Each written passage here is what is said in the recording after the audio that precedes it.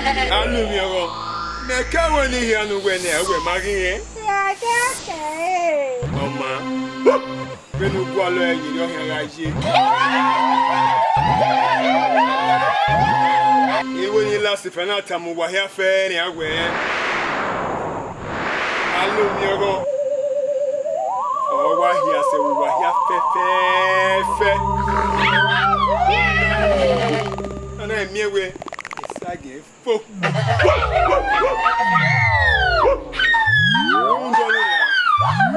Can I? A kiss or a son on donor? Why I can't who beg to pay.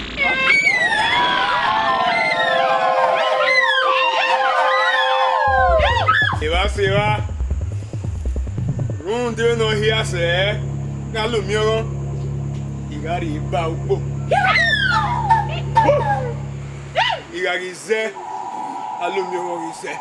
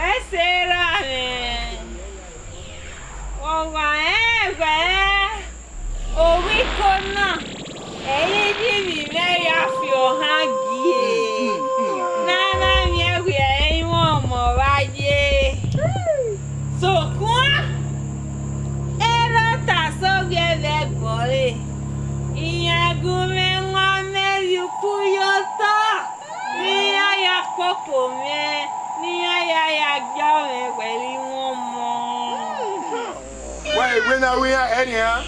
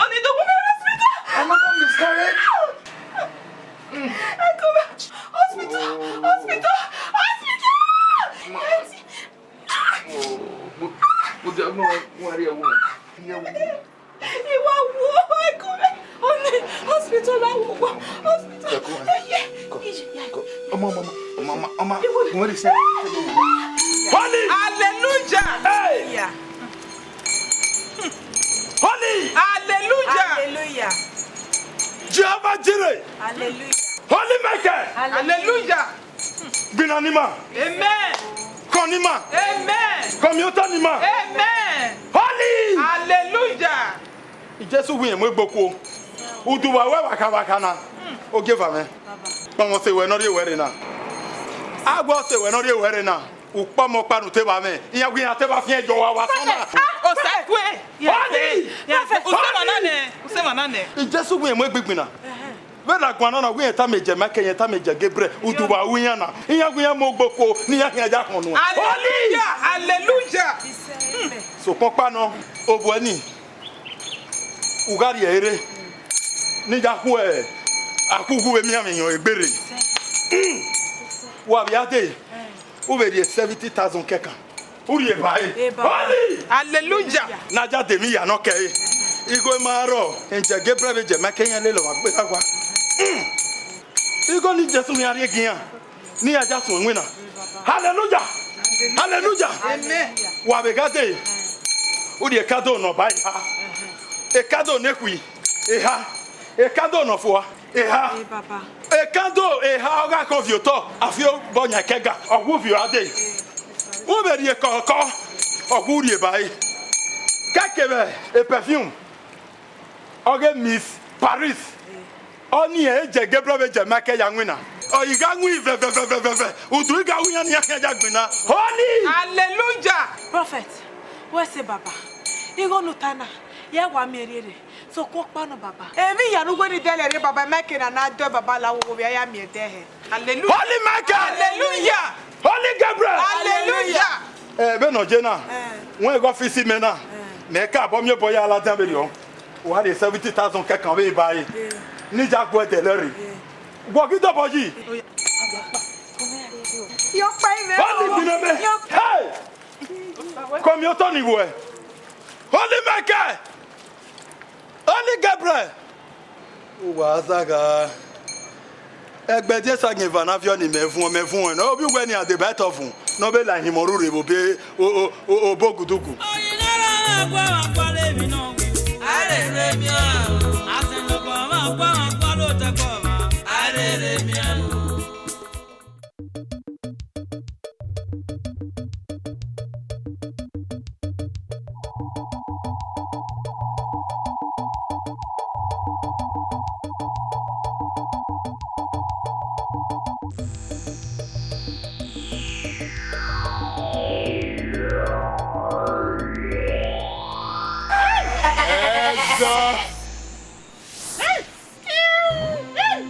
Ukpokpo. Ayi mo gbe ni han. Ya loge. Ero ta so we ko.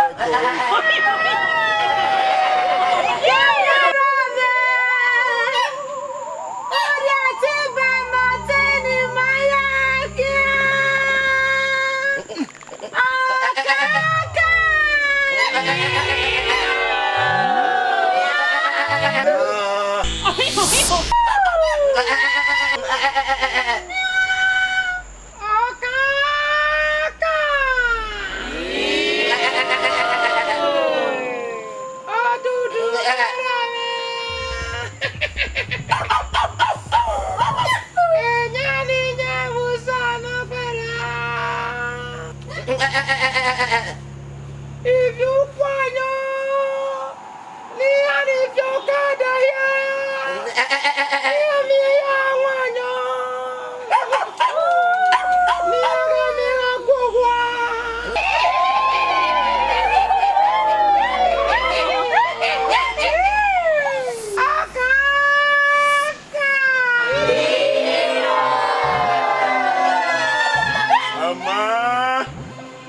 si kona tangbe atai bonesi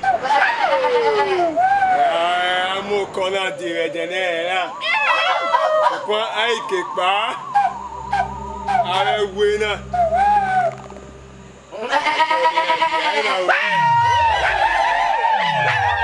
le mo dare na ye na ya lo de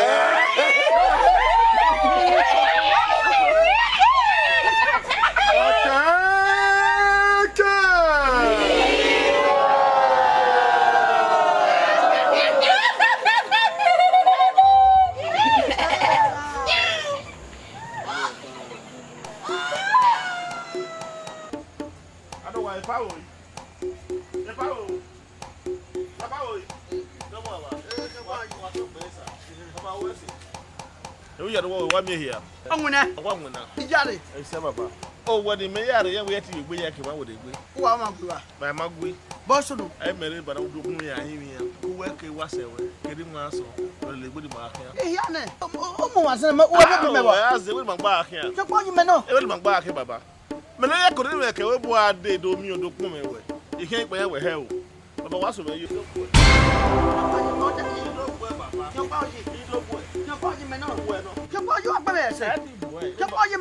Ohun wari ni me no we dori ya kan pa idori emi yo boro wa nguna e so ga gbo e ba me pa ni wo e iyo bo wo me na yo bo na wo le gbe baba yo agba me se na ko me na wo po ya mi ni na le togba me na ah baba yo mo ya ke woni so ya ke woni so ba ne mas o maga ke e bo ale ke fi no wo Baba, why you out? Ya go di ka omo. Why you out? Ya ya ri pe de ham. Ri pe de ham. La. Pe de ham. Ihon di pe de ham ne. Ihon baba. Okay. O sa lo gwa. Ko mo you te do gbe me ra ye ma o. Igba mo eko. O amo pa tu pon gun me. Iwa we be do ka ma mo tala gbe me bata. Ko mo ya gbe won. Oko. Tage no ri mu so wa na won ye ri mu. Yosu na bu. Nego.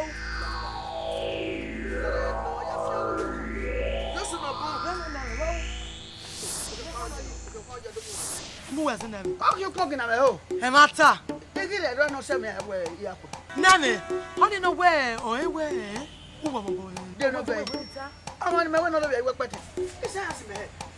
Yeah, now I'm my we can not allow to play where you baby. You know you are you go. I'm not going. Idi pede hane ke ma fi pede va pada hane ima na we gbon vi apoko vi mo ka si vi oba na ni vi ogbolo ko yonu gi ato e je gbe mi o mi re ya re ọmọ ni we say now okay he see that boy go owo yen wa e ma tan ya ko lejo o awe ninu gi alo bi mo ka siko so pa won yi kele de na pa ni ohun na te ewe supon èmi bá dánwò yà áwẹ̀ owó yà ike ọ̀rọ̀ ní sàn ní àkẹ́kọ̀ọ́ àwọn yìí òkè pa àwọn yìí òkè pa àwọn yìí òkè pa àwọn yìí lórí ọ̀sàdọ̀ lọ fún ní sàn wẹ̀ ẹ̀yẹ máa wò ó kẹwẹ́ nana pa ní àkẹ́kọ̀ọ́ àwọn yìí ike ọ̀rọ̀ ní sàn orí yọ nìyà ike ọ̀rọ̀ ní sàn wà ike orí náà orí yọ. Akíndé rẹ̀ sọ wà tó yíwà tó sì lè rẹ̀ sọ wà ní.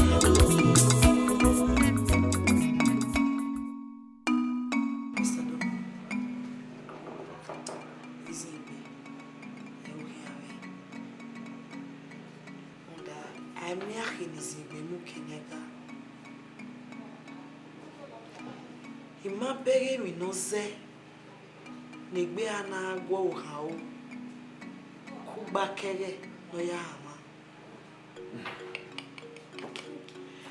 Bogi meo zero bebo ni hi Ima bere mi awon pa begbe no ga si egbe nveri o Ero Ibudo pakeka wa menu Kwala osa Sikosa Unda Ami yon pa no salo ba seti o Yon seti gbina no wan Well, Ami we no bebo or tona mame then it must be very serious. On yon se Nina we no kwala osa Ruda osalo pa or seti Goma honko na bege no make na homo bonya kega o we na to tinye wo logo ma kologo ma iga hwenye Doctor, where's it? Salos Yeah, it's me o hanya. Why it's me so pa o area the word. Where's it, doctor? Mr. Dubo wala osa Sikosa Ami yo pan over saseti o make na do gbina no Unda even no women by now is over 200,000 naira. Well, doctor, yeah, make arrangements with ya ko ape. Doctor, o ven we na o viena ana gina ta mama we. Ihe na we partners in the Japan mu yoko. Ave mwe gume kwen o.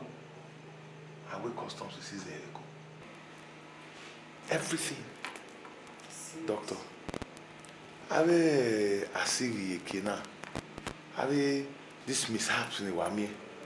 Started from egeniya mo kame ari ewoyan. Ala ya mi bibio. Kegeni wado sege na.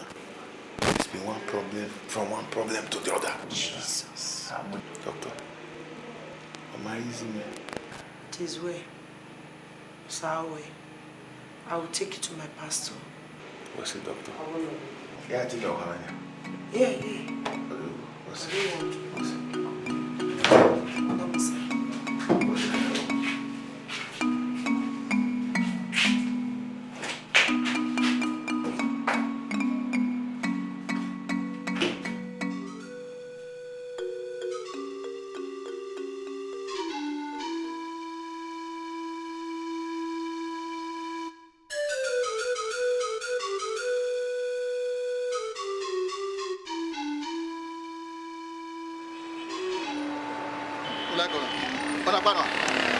I got the money. Take big, and we are one of you.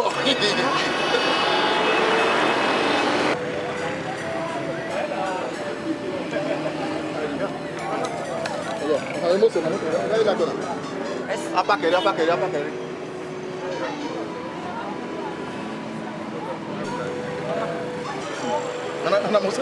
Anase. It's like we don't understand me. I said I got the money. We don't understand. This when the boutique say I can close it. If work here, I have the money.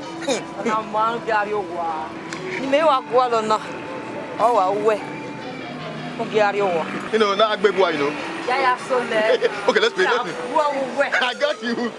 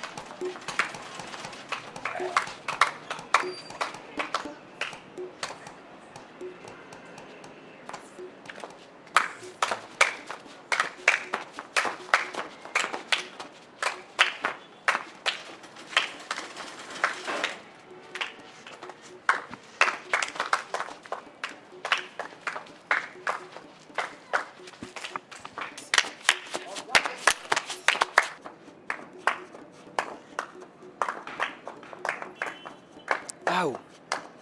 Ibie kana aka ya madere me. Bi megbira yan. Bi kana matu me.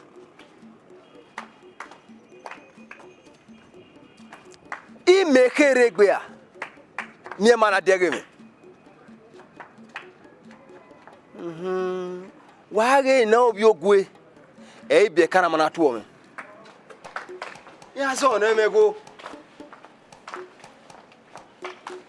Abiyagege imomo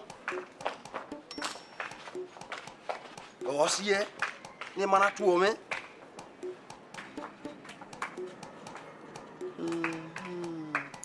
eri abijia ota miya buya ga mieme ni ege tuome hai iaze obiogwe oze matuome wa okporo wa matuome odare alo wa serio eruwa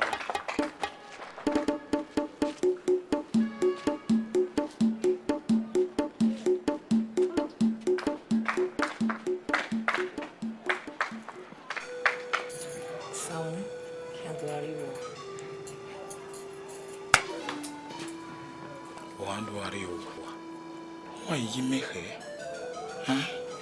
ifueko lao, ma guerivo lao, ihamo ebina we egiwamuwe, etia kan yo, iwe ni eko wa yo, binu wa emuwe yina lao.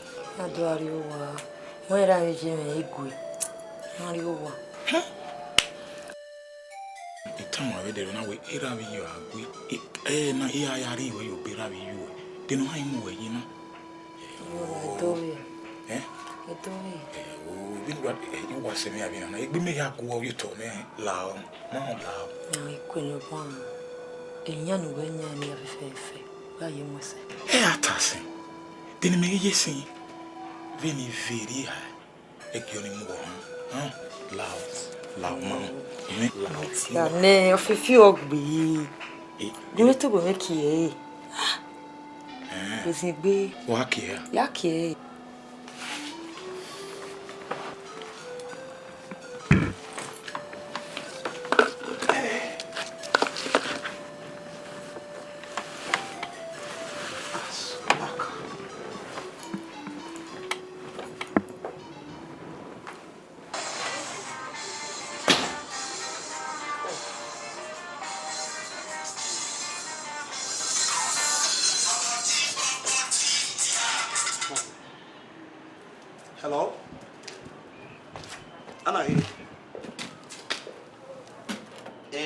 Oya. Koyo. Ah?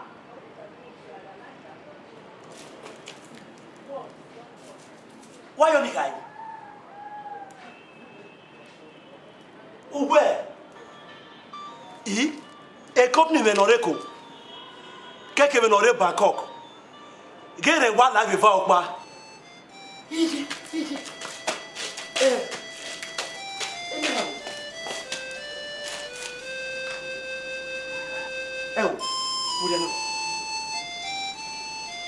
Idowu!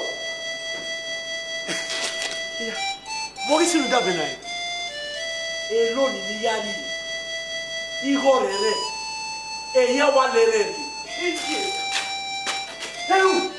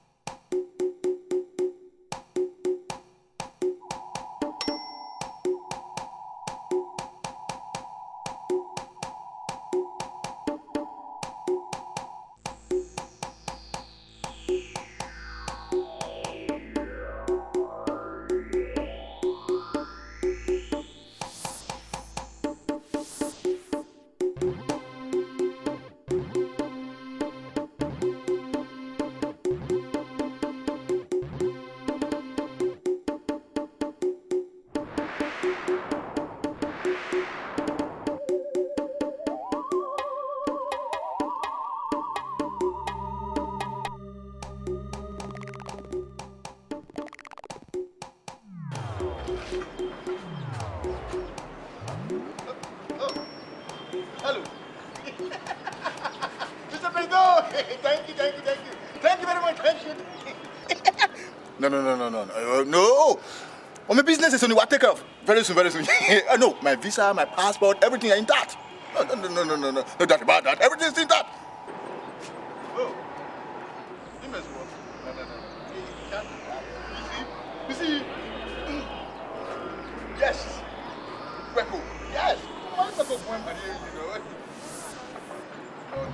Is that what? Oh, idiot.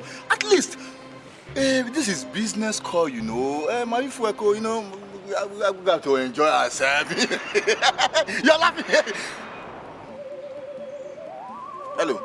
Yes. You see, a battery, man, you know, 1 week, 1 week, by the day, somehow, you know, I will leave this fucking country. You see, when I'm into America into me, so we can celebrate. Thank you.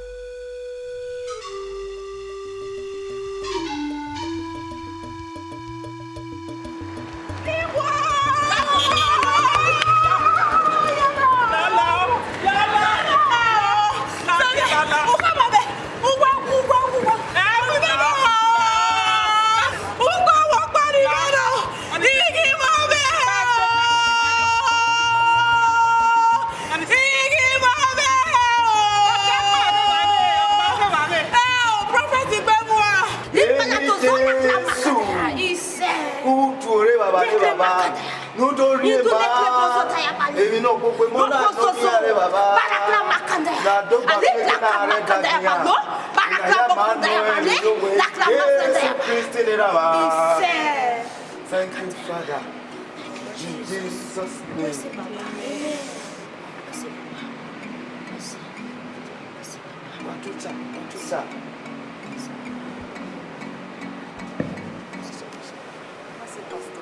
Potasowe. Noana hama Igbega gueu. Eocherese usu logoma negama makebe. Ekyo sobo no masunu o balo. Uwu kebo logoma ni gun ya fe. Egama makewe kuwe ketwen. Sokwa ori onwe keri ma Oze uyiragmo. Gundoni airi ekmo enosa. Thank you, Father. Father, we thank you. In Jesus' name. Otene edobo. Domo pastor. Edena dode akenari. Ewe yari okuna. So kwa osabe wenu ene. Beni Jesu tekwe ke amwesu. Otene edobo. Iyaji magali lwe. Radi udoiro ha doira biye.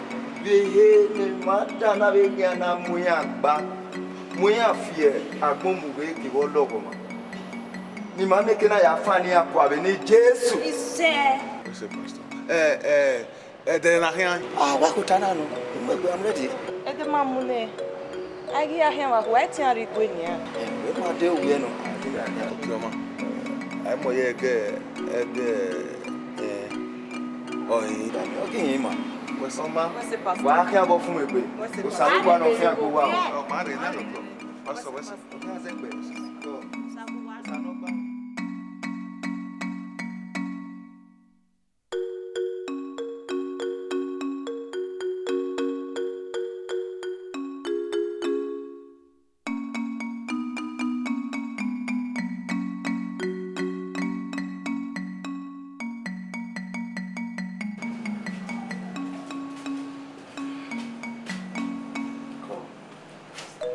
Okoli no that day, wa ko ye la ma. She's okay. Vera, no complaint. I'm good.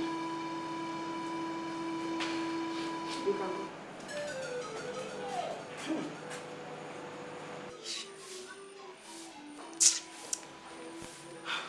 Igbuhi wa wo mi. Me na rije be na gbon na. Obiena, ewa be refer doame we pastor for spiritual cleansing. Wa gbe we ya. Me gbe mi amu we na de. Efo, evie. How do you kunjo no yafo or increase? I can't understand. Doctor. You boy guanore. Imani wu. God Almighty, Baba, I don't want to die. Doctor, we are fair, ni me fair. Ya delay ye kwa. I've nothing, Vero. Say ya no ibalo, say obya lekeni wa zero na ye wana. Oba, we edik better.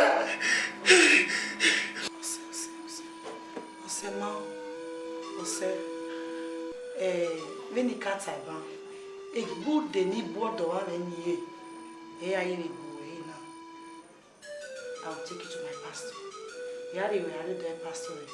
Imo ebi ya yi we oraneru nwe. Emi ya orama. De we you bo ake na yala dia. We na tell me no pumpe na. Do I have a choice? Me tell na yela. Oh, doctor.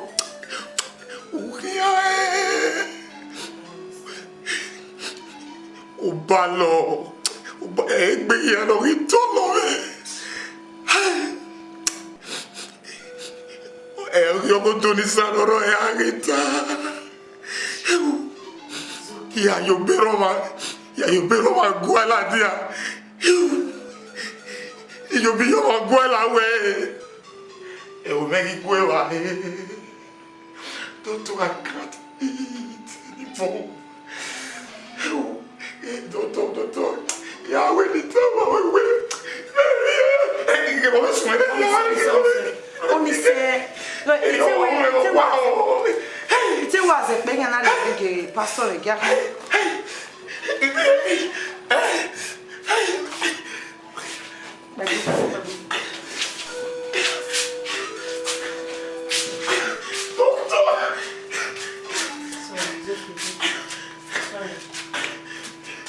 In Jesus' name we have prayed. Nando ye sarambobo marasokorabe. Thank you, Jesus. In Jesus' name we have prayed. Thank you, Father. Otenoga. Eti. Ponyaga. Nuna mi buena. Eki wuga numunokia. Eosie yuegbe. Okpa wusin kuna. Eyimi. Eyeke murion daga diagbon. Do yaga gbibi agbon yin. Okuna ugwe we mi odowa mene. Okuni kana okun wawe eoje.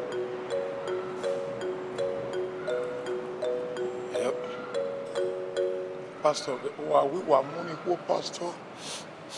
And what time is working? My little what we do need. Okay. If we kokana, pastor, even if we come say if we go yet even if we come agelia yagi. Hell, you were ya beg. Ebe no one high where a fun we sagin magouven. Okay. Aborion dan ni podek pohaga vi padede era gouven. Okay. What you find? Pastor, if we go. Vi arije nania. If you are aware, you walk bad, ye. Okay, I'm not better. Oh, anything. Towe beragi ove ya do keria no dokia. Wagi na yaga Igbuhi nuwa. Pastor, Where okono mose ya bubulele. Vigimi. Uwe mi ya fe no salobo ayi. Eso mose sebugbe an. So pa yan seta. Gundoni u yaji go Samuel gbera nenia. Mama. Nu re givie. Pastor, you no time matter, no. We say, help. Like we say,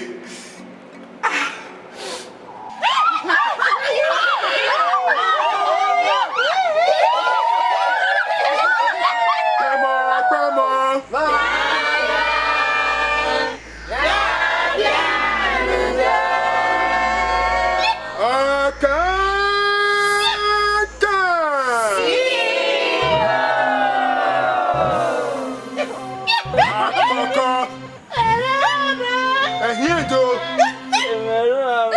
Unaki we wa ma eti we ekeke etikwe.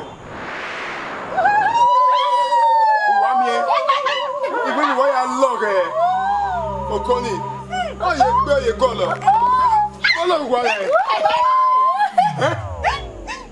Asona. Ila to me leluwa.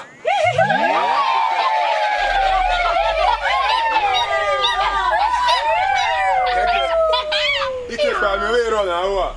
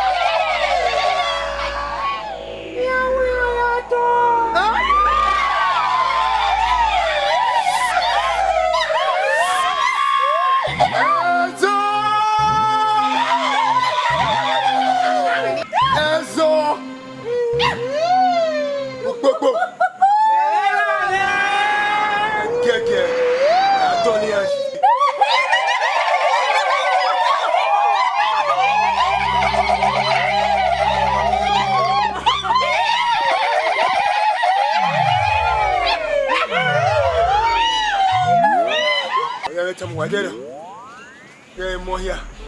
Ari mi na ne.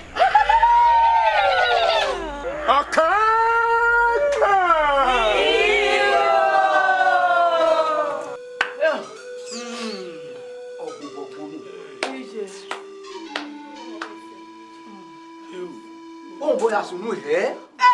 O me ha upa. O ja sunu he. Iye iwu.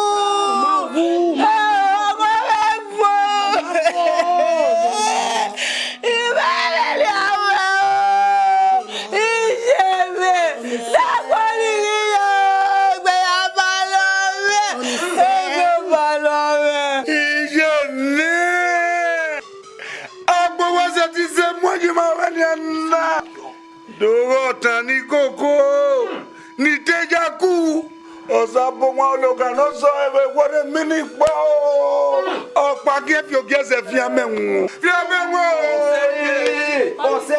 ose won we VP that the look out that man odin aragbon re se do gba mi no no mo ari agbon wa ewe yele won VP mo ke no mo ke gbe me we Epa. Nuwe na vieve ni ana. De nuwe ni jimau. De nuwe na u. Ewo keke na ori ori one. Epa lao ni se lao. Lu siri okoko lao. Epa. Ije. Wa siri oko. Iye we ba me mi wa mo me kian se ba keka. E ba je na o kian se ba ne. Ya mi ambe o. we mo teme why is so ọmọ no ke no mo ke gbi me gbe egbon wa se ti se mo ji ma we ni ana ose brother eri agun je sister ose eme ha o sa wa lórí ere o beri no Ije me. Oge me o gba na. Ime bi gbona wa gbonde. E bi ro toto e. O vi jene. O ka verio. E mona ma wo mi. Yo wo mi. oguna me jaji ge torwa o mani hion mana maga gwalu wu me mi akire na no wu no ma wu na anya na bokwa ha why is so brother sister why is so me ke ise tin gbegbe me ke apa won wo ni akota ime eri ogo me mota no egbe makabiran we ogaro gwe wa ku e ga egbe dolore indomi wa la why is so ije la wa gwale ba fi gbon ni no na brother wo ma pelu we ke orita e BP we na egbe do se me ku mi aro pa wa ki aga wo we ke gi fi o ga je bi owe ma mi e ba da o sa ri o mo ro sa we ri e o ga bi owe me mata mwa me gbera wa pa tu me wa na wa ge we obi ogu ehi ko wa mi ere le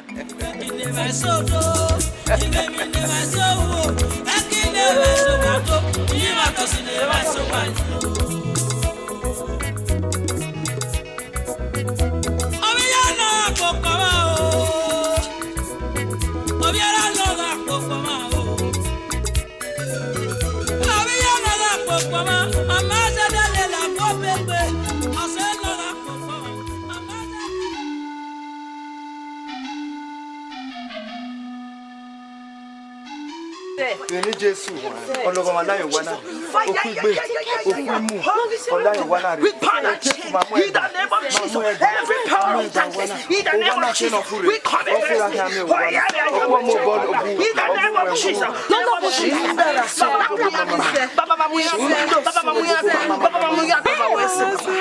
name of Jesus every power of darkness we come against it we release your fire upon them in the name of Jesus in the name of Jesus we release your fire upon them in the name of Jesus Holy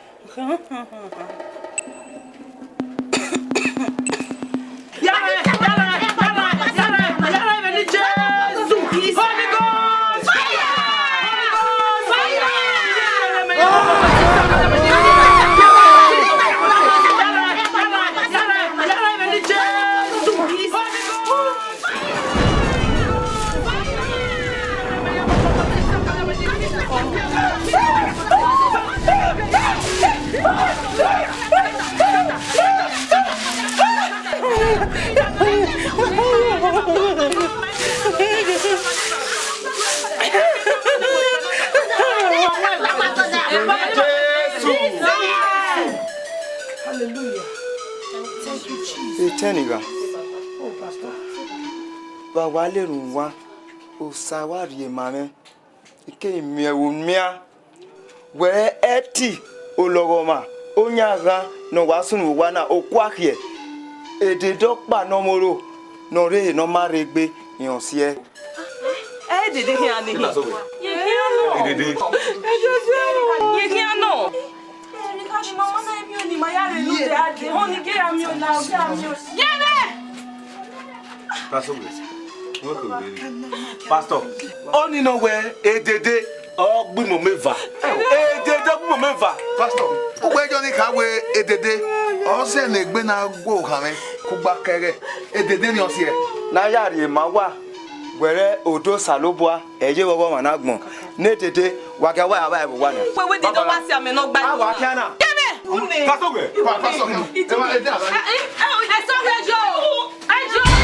my God! Salo. Jesus Christ! Thank you, Jesus. What's wrong? Dede, they know what game we're playing. Holy Ghost fire, no. Holy Ghost fire. The fire of the Holy Ghost. Erios a young winner. Jesus Christ. That's so weird. Dede, Uzua. Gobio. Oh, when La gogo mi meno mi me. Ya pome vi me. Ugbe bi bege akugbe no re ku wa legbelwe. Na ga gbofo. Me keri opa. Musme mani ro. Oh na ni jena. Oh, boy, me that ya fe. Na me sunu e wona. Kate egbewe. Dede. Beni ko wa gwana. Obi omo mari omo jamu woro wana. Eda doge ile gbegbe amari leke na alela. Ẹ̀yin wẹ̀rí ke pàyàrá níkà o nítorí mi àjábọ̀ wùwà yá lùwálà olùwáyàbọ̀ rẹ̀ kátékáté ń tọ́ mẹ́fà náà wí wà. Dédé mẹ́wẹ́. Dede náà bọ̀ mẹ́fà. Bí ìwà wẹ̀ ṣe rí ọ́, wọ́n wá rí ẹ̀dágbọ̀n wẹ̀ ní èso dájì. Wọ́n wá lò. Bàbá. Ó kò bẹ́ẹ̀ mi ẹ̀ o. Edede tayo. Bebe uwu kanenia utalo uko ya nu ne ebe no wa ka ewe o ma ko ma no talo uko no u ya fere uko e ga te gbin hu e be na ko dolo yen ya ki pon no fo a o sa baba ya boy o mefa wa you do gbere ekwe wa you un se fayo un si la ke no gbe yes o dede o wo o mu egbe no aya re dagbon we no sa Egboku mi me Ozeli egbe o sese ti aya bo me de o mu egbe no aya re dagbon we no sa o ha no sa me ke na ya bo nu tale me na ya lele me Egboku o gwagun mele mi a wa ya bo me yo ta so wi rese na unu we e meva nu we gbe ni o yese go yo na gbo dede ugbeli ana ni Dede age u me dede o Egbe me ya gbo Ọ̀tọ̀ me re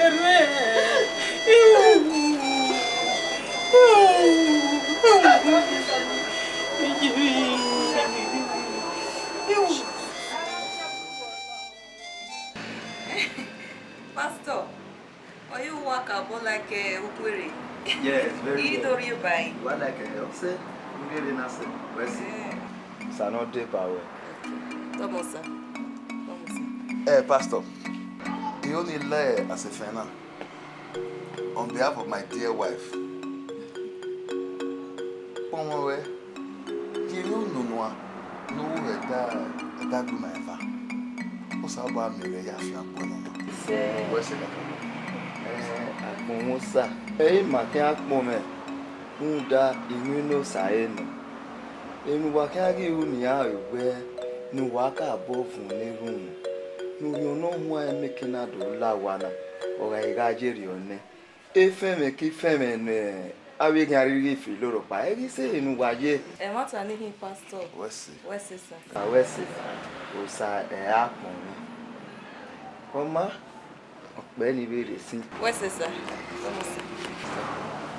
Baki alerun.